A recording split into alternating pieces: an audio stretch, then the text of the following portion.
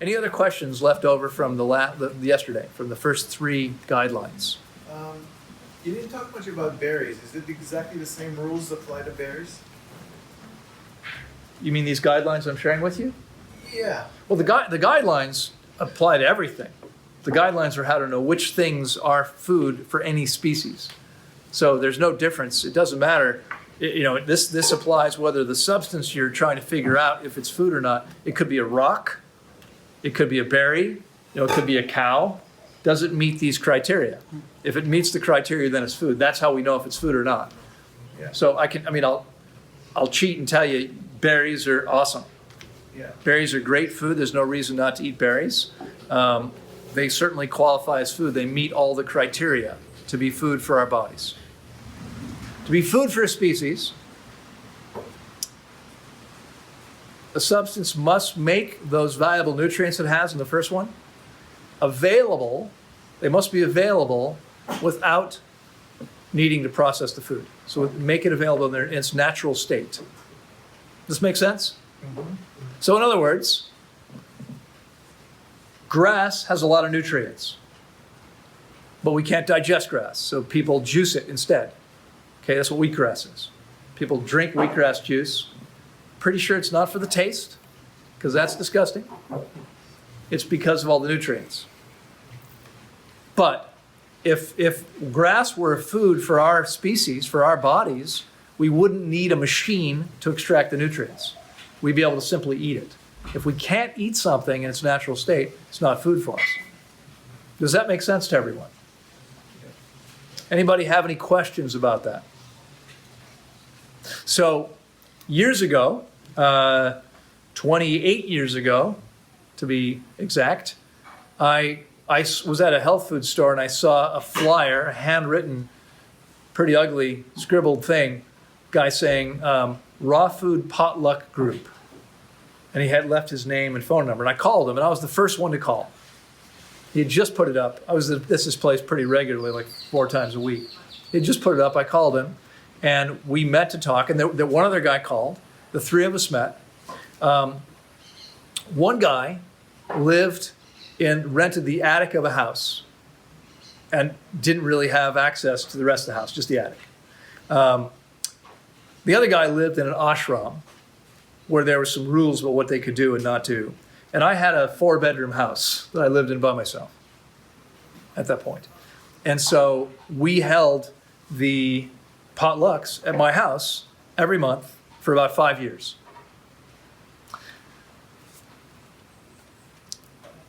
There was a lady that would show up every month with this dish. And she'd learned the dish from a raw vegan chef that I've known for a long time, actually happens to live in Costa Rica now. And it was kale, maybe collard greens. There was, I think, some oil in it, some salt. There might have been some onions.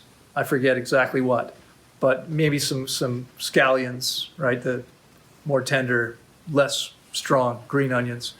And it was put through a food processor. So it was kind of like a heavy sauce. You eat it with a spoon, right? And it turns out that I'd already done some public speaking earlier before I got involved with the raw vegan diet. It was a natural talent for me, and I'd been educating myself for a long time. Remember, I started studying nutrition at 14, 15. So I wound up giving a lecture every month. And we were kind of oriented towards, all the 3 of us that put this thing together, towards health, to being as healthy as possible. Again, some people, if it's raw vegan, as long as it's raw and vegan, that's fine. We wanted better than that. What's really as optimal as possible. So I went to her after the 3rd or 4th time she brought this dish, and I said, the dish is not really optimal. And she said, why not? I said, well, first of all, the leafy greens are too hard to digest. And she said, well, I know. That's why it goes through a food processor. Okay? Remember, we talked about smoothies. Okay, does blending something digest it down to the cellular level? No. Okay, but when we eat something that's already chopped up like that so fine, we barely chew it. We don't need to. And so we actually are much less likely to digest it than we were eating the whole leaf, right? And then it had all these other ingredients. And I explained, that's what she wanted. That was her thing. We actually had somebody once bring corn chips and was surprised when I said, you know this is a raw vegan thing, right? He said, yeah. Isn't this raw? Okay. A little hard to believe. If they're dehydrated, it wouldn't be raw. If it's dehydrated, is it raw? Technically, yes. Technically, things that can be dehydrated at a lower temperature than is necessary to cook the food. So you don't necessarily cook the food, but what happens when we eat dehydrated food? Dehydrates us? Sucks the water out of the body. Okay? So, I would say the single most important thing is the hydration. Is being hydrated, which means it doesn't mean you can't ever eat dehydrated food. I still eat some dehydrated food sometimes, usually at restaurants, raw vegan restaurants, but it should be a very small percentage of what you consume. In fact, years ago we had a retreat, and it was breakfast. I don't eat breakfast. I don't eat in the morning, so I didn't sit down with them. At lunchtime, I would sit down with them, and we would usually have simple. We had 3 or 4 different fruits, just slices or whole, depending on the size. Like melons would be sliced, other things would be whole, and I would have a mono meal. A lot of them were having a combination. I mean, I'd given them the lecture; they're going to make their own choices, right? I would have a mono meal. Dinner every night was one of my recipes. Now, some of you might have caught this. I think I shared this just recently. We were talking about eggplant. I used to teach raw food prep classes. I'm a pretty good chef, and so. Every night for dinner, I would make a prepared meal. There would always be a salad. Like if there was going to be a main course, let's say lasagna or pasta or sushi or burritos, whatever it is, there'd always be a salad. So the idea is you could still have mostly a simple thing like a salad, but there was also this other heavier dish, which often included sun-dried tomatoes, it had nuts and seeds. There was always a dessert. Right, the dessert often had some dried fruit in it. Like I'd make a pie with some dried fruit, re-soaked, but eating one meal a day for 1 week, my hydration level dropped by 5 points in 1 week. Imagine what happens to the average person eating mostly dehydrated food, mostly dry food, 3 to 5 times a day. Okay? They don't stand a snowball's chance in hell of being hydrated. It's not going to happen. You said that you were eating dehydrated meal a week? No. Every night for 1 week during the retreat when I was making food for the group, it was my recipe, which included, we didn't have a dehydrator, but we had some sun-dried tomatoes in the meal. We had some dried fruit in the meal as ingredients in the meal. That was enough to make a significant difference. Does it matter that you're drinking extra water to make up for it? Well, sure, that helps, but not much. Okay, remember, the water we drink is not the same to your body as the water in the food. Any questions about this guideline? Right? So, I mean, again, this comes back to the smoothies and juices, right? I mean, because it kind of says 2 things. One, in order to be food for us, the species, it should be something that we can consume and get everything we need from in its whole natural state. But it also says we should eat it in its whole natural state. Because when we process it in any way, we're losing some value.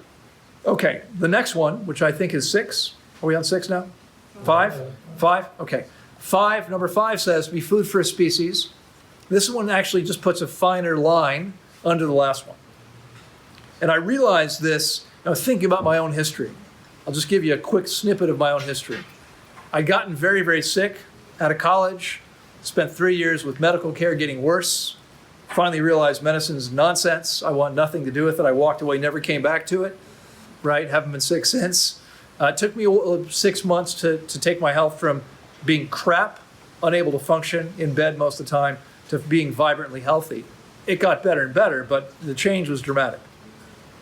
5 years, I'm living, I'm thinking about this and thinking, I mean, my thought was, what allowed me to change was, okay, maybe I need to figure out what's natural for the human body. That was the thought that prompted my change. That's why I gave up animal products, because they're not natural for our bodies. Okay? The animals that eat animals have completely different bodies. That's why I gave up processed food, because they're not natural for any body. No species on the planet should be eating processed food. It's not natural. But it was then it came down to figuring out which foods were natural for our bodies. And so I made dramatic improvements, and it had a profound impact on my health and my vitality. But it was 5 years later that I overheard at a health conference one person say to another, raw food. And I'm like, of course. Here I'm trying to figure out what's natural for my body, and I'm still eating cooked food every day. Bless you, is cooking natural? Of course not. Okay? So the fifth guideline says, be food for a species. The substance must be both edible and eaten raw. Okay? Must be both edible and eaten raw. You know, one of the arguments people have against raw food is they say, yeah, certain vegetables you have to eat cooked. Yes, I agree. Therefore, don't eat them. Okay? Show me another species where part of their natural diet is something they have to cook to be able to consume. That's not happening with the 25 million other species. Does anyone really believe we're the one exception that has to eat cooked food? What a silly idea. I mean, if you want to say to me, listen, I'm not willing to give up cooked food, that's fine. That's your right.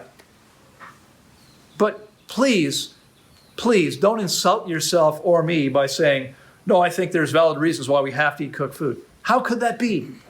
How could we be the one species out of 25 million? Okay? Is that likely? Not very. There's a 1 in 25 million chance. That's about the same odds as the lottery, right? No. Okay? How often are you winning the lottery? Okay? You're not likely to win on this one. Okay? What's wrong with cooking food?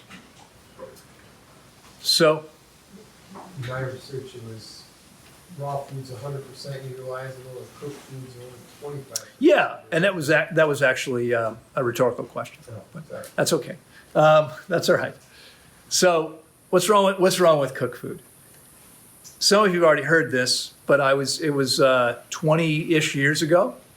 I went off to Stockholm for my first lectures there, and they had just published research from Stockholm talking about acrylamide, a carcinogenic compound, which shows up when you cook carbohydrates. Okay, you create it by cooking carbohydrates.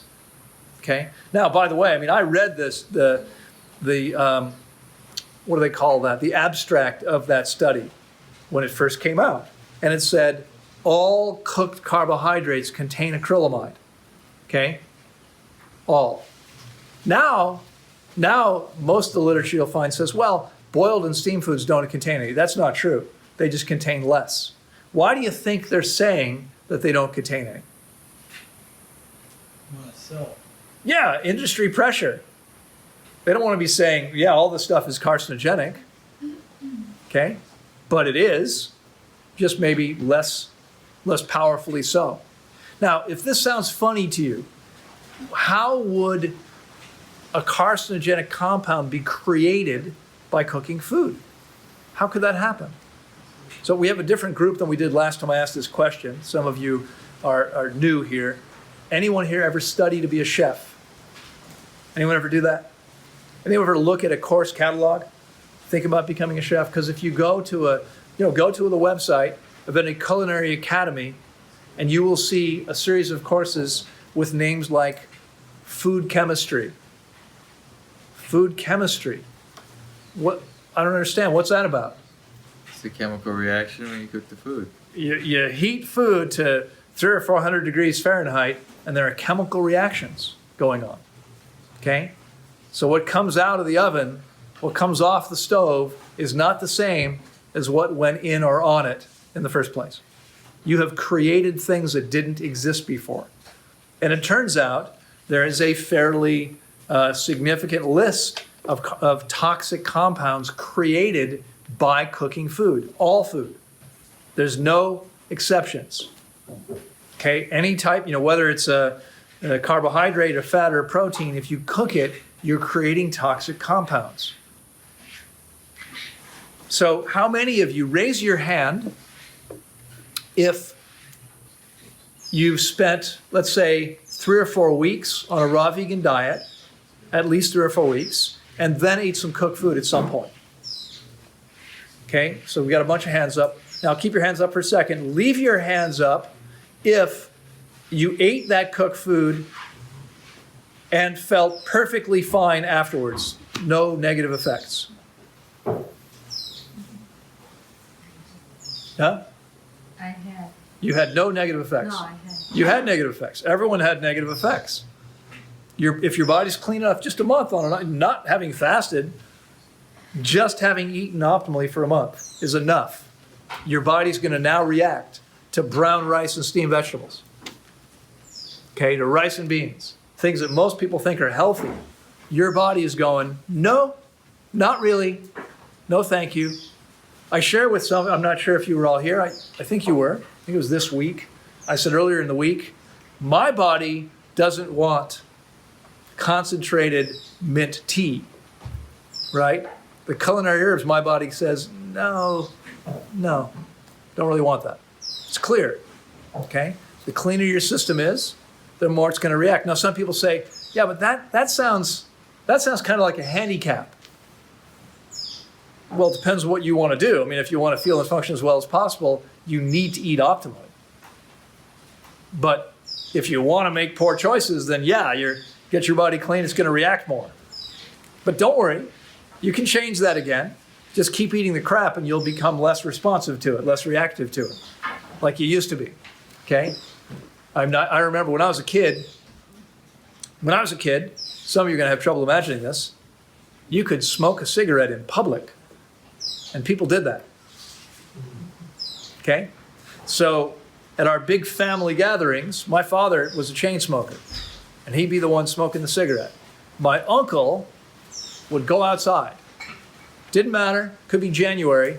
He would go outside and he would stay outside the rest of the day. From the moment someone lit up a cigarette, he wouldn't come back in until everyone was gone. You wanted to talk to my uncle, you went outside to talk to him. He wouldn't come back in the house. Okay? He was very sensitive to cigarette smoke. Didn't affect me at all at that point in my life. Okay? I mean, not that I noticed. I should say I didn't notice any effect. I didn't react to it in any noticeable way. After I got my body clean, now I used to love live music.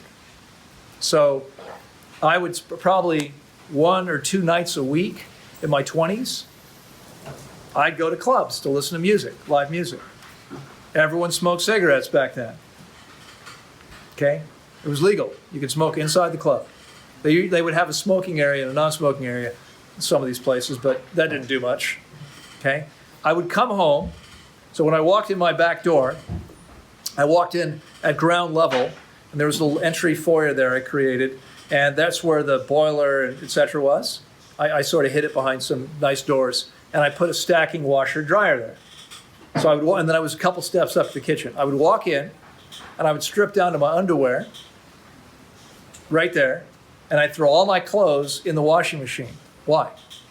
Smelled like smoke? They stunk like smoke. And then I'd go upstairs, and I'd shower and wash my hair because my hair stunk like smoke. I was fine. I just didn't like the smell of it the next day. But I didn't notice anything. And then I cleaned my body up. And I noticed I could only stand to be inside these places for 30 or 40 minutes. And I thought, oh, you know what? I mean, this is before we knew how dangerous secondhand smoke was. None of that research had been done yet. Okay? But I thought, my body is clearly telling me it doesn't want this anymore. And fortunately, before it was mandated, there was one club that opened up, smoke-free. That's the only place I went. Okay, that's where I started going. It was the only place because I couldn't handle it. Now, was my body, was the smoke more harmful to me after I cleaned up my diet than it was before? No. Probably less harmful because my cleaner body would have been better able to detoxify itself. So what was going on? You just just more sensitive to it now. My cleaner body was much better able to tell me to react the way a healthy body should. To say, hey, this is toxic, get out of there. Okay? You want to be reactive. That's your body clearly telling you, this is not okay. Don't eat this. Okay? Don't breathe this stuff in. That's how you know. Okay? When your body's clean, it'll tell you. This makes sense. Okay? So, turns out cooking creates these toxic compounds. It also destroys nutrients. It destroys enzymes. It takes most of the water out of your food. Okay, cooked food causes disease. And there's some interesting studies. Now, a little disclaimer. I've been a vegan now for 34 years, roughly. So I don't know if you noticed, I don't have leather belts. I have one or two that look like leather, but they're not. They're fake. I don't even have shoes that look like leather anymore. I don't wear any leather. I don't wear wool. I don't wear silk. I do have a couple of old suits if I need to wear something more semi-formal. I still have a couple old ones that use animal products. But that's it. I don't buy any of that stuff anymore. I don't believe we have the right to use animals for any reason. Okay? Unfortunately, it still happens sometimes. Fruit Festival this year, we're going to take a big group of people to these high waterfalls, and some of those people won't be able to walk back up. And the only other way to do it right now is on horseback. There's no other way. There's no vehicle you can get. Turns are too tight to take like a quadricycle. In fact, it's funny, we got this first property under contract that I showed you guys. There's a trail that goes down. I thought, I'll buy a little dirt bike, little motorcycle, so I can go down there more often and think about what we're going to do. And then the next time I went down there walking, I thought, oh crap, I got like a quarter of a mile like this. I would kill myself. You can't slow down enough on a dirt bike going down a steep hill like this. It would be crazy, okay? It's either walking. So I don't believe we have the right to use animals, but I'm going to talk about a couple of animal studies because they exist, okay? I don't think we should be doing them, but there are some that exist. First of all, Pottinger's cats. How many of you heard about this? Did I share about this early on? So Francis Pottinger, more than 100 years ago, decided to do an experiment. And what he did was he took a group of cats, and one part of them got all their food raw. The food they should eat could be raw, right? And the other group got the same food cooked. And what happened was the cooked food cats started to develop problems. Sicknesses, issues, etc. The second generation, the raw food cats were all healthy, their babies were all healthy. Second generation of cooked food cats, there were stillbirths, there were cats that were born with deformities, there were more serious diseases. And he wanted to keep this going and see what happened. But it stopped at the third generation. Why? Because all the cooked food cats were sterile by the third generation. They could no longer reproduce. That was the end of the experiment. Okay? There was another experiment. This was a lot more than 100 years ago. There was a recent experiment in the last 10 years. Someone took a bunch of rats. And you know how dogs, they say that 1 year for us is like 7 years to a dog. Dogs live 1/7 as long as we do, roughly. So rats, there's something similar. I don't remember what it is. But what they did was they took rats, divided them into 3 groups. One group was raw, and one group was cooked, and we'll come to the third group in a minute. The cooked food group, they fed these rats 100% cooked food until they reach half their lifespan. Okay, their normal lifespan. And then they killed them and autopsied them. And they were completely diseased. They already had tons of diseased organs at that stage. They could see this. The raw food rats, they let them go until they reached their full lifespan. And then they killed them and autopsied them. And they found they were completely healthy. There was no disease. The third group, they fed them cooked food for half their lifespan. And they already knew what happened at half their lifespan, completely diseased.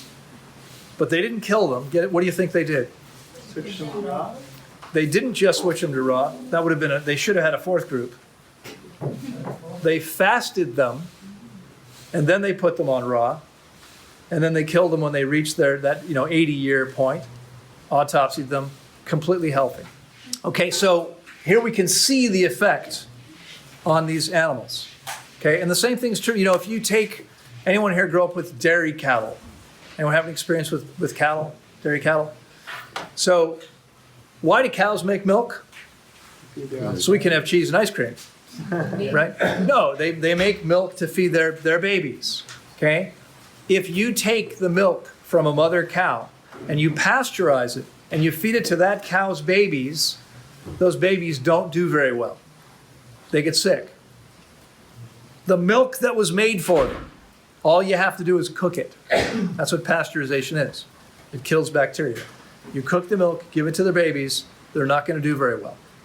Okay? And yet, animal farmers know, most animals that are grown, at least conventionally for food, are fed cooked food. Why do you think they give animals cooked food? Convenient, cheap. It lasts longer. It lasts longer? Yeah. Becomes very fat and They get fat much faster. Okay? Because they naturally eat more because it's. I don't know if it's because they eat more, if it's just, I think they actually get fatter eating the same quantity. I mean, calories aren't calories. You think a calorie is a calorie. What is a calorie? Anyone know? You measure heat. Yeah, but what is it? Anyone know? How do you measure it? What is it? It's like how long it takes to heat a certain amount of water up, a degree or something. It's the amount of energy necessary to raise 1 milliliter of water 1 degree centigrade. Okay? It's the amount of energy you need to raise the temperature of 1 milliliter of water 1 degree centigrade. That's what a calorie is. So they measure the calories in food by putting it in a test tube and burning it and seeing how much energy is released. Are you burning your food in a test tube inside your body? Is that what's happening? No. Is it possible that that's not really a valid measure of how much energy we're getting from that food? Because we're not setting it on fire.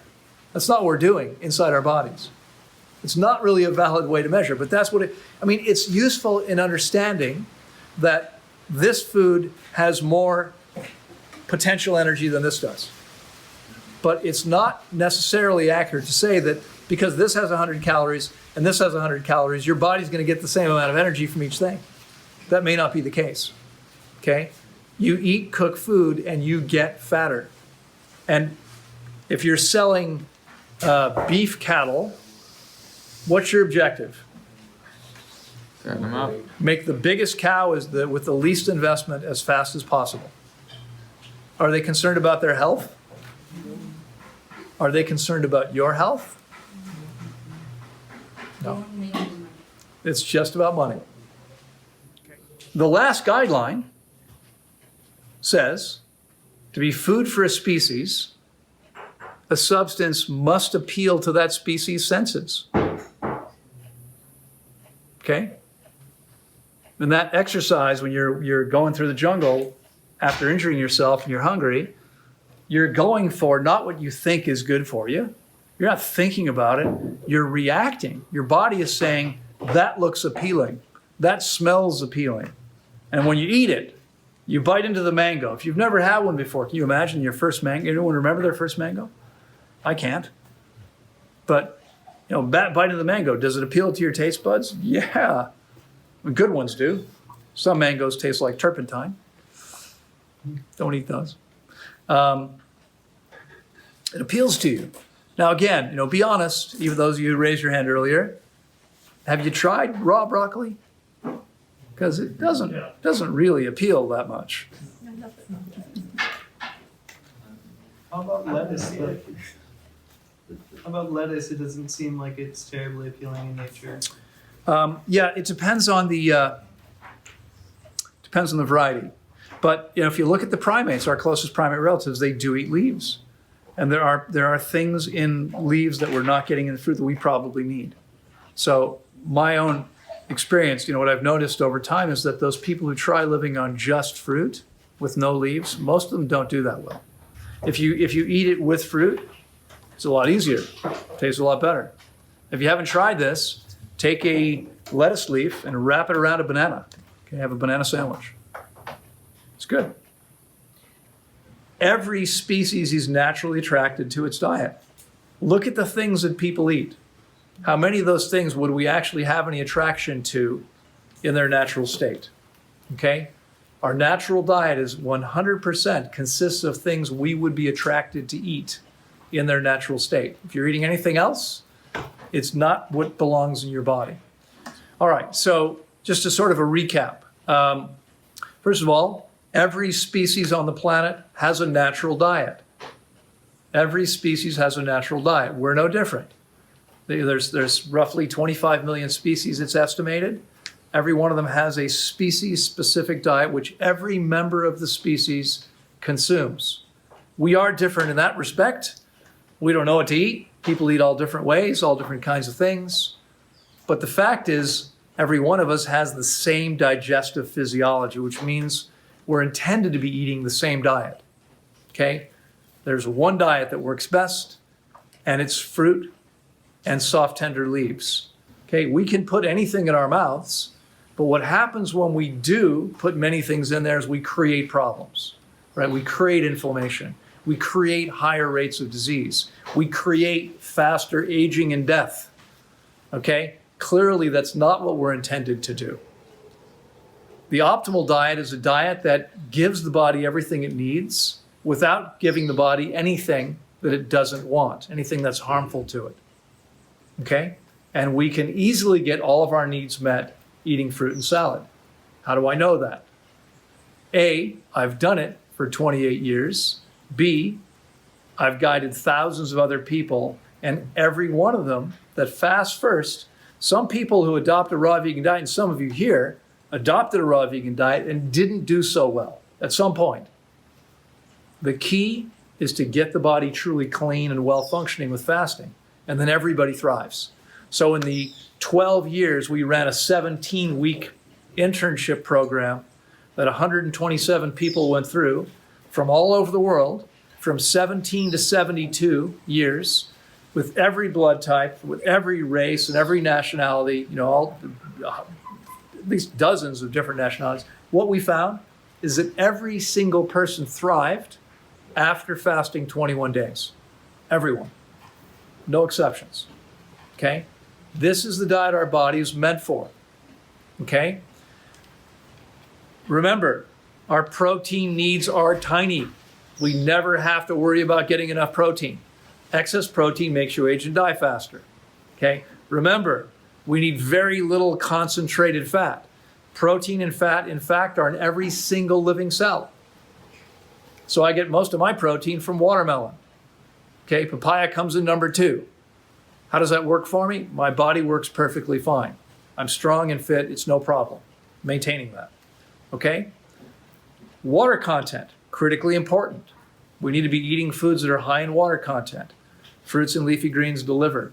We get all the nutrients we need, and like every other species, when we eat the diet that our bodies were intended for, we don't even have to think about the specific nutrients.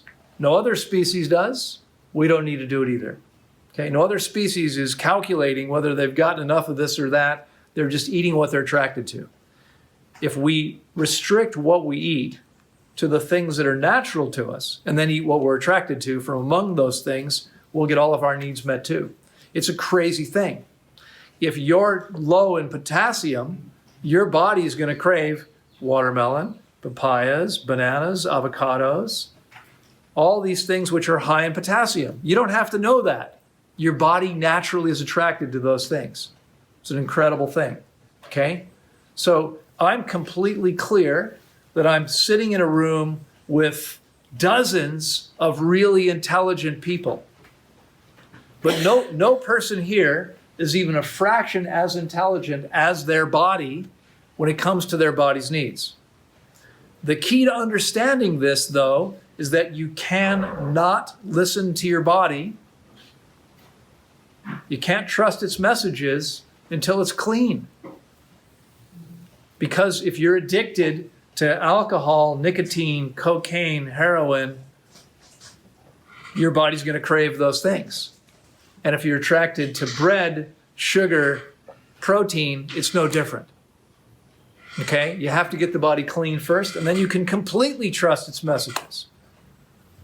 Okay? It will guide you correctly if you give it the opportunity to do that. Okay? Nutrient density is not the most important thing. The most important thing is digestibility. The most nutrient-dense foods are things that we can't digest very well, and we're not getting those nutrients into the body. We're much better off focusing on things we can easily digest, because then we get all the nutrients. Remember, most plants want to survive. They don't want to get eaten. And this is why most plants are toxic to us. So, if you're thinking, well, shouldn't we be focused on vegetables? Most vegetables contain toxins and or are much more difficult for us to digest, so we don't get the benefit of them. Okay? This is why fruit, soft, tender leaves, easy to digest. They have all the vitamins, all the minerals, all the protein, all the fat, everything we need. Okay, virtually all of it. Now, specific questions, I'm going to hold off on for now. This is a summary, but everything is there. We really don't need to think about any of this stuff anymore. I never do. When I started studying nutrition 44 years ago, I could have told you what nutrients were in most fruits and vegetables. And today, aside from the obvious ones, I don't know. I don't pay any attention. I don't remember. I don't pay any attention to that because I don't care. Because I never have to think about that. And neither do you. Hi, enjoying my videos? If you'd like to learn much more, check out the Academy for Vibrant Living, where our Vibrant Health course will teach you everything you need to know to take your health to an amazing new level. And if you'd like to turn your passion for health into a lucrative career, check out the Health Coaching course, where you can become a professional certified health coach and help as many people as possible see amazing results.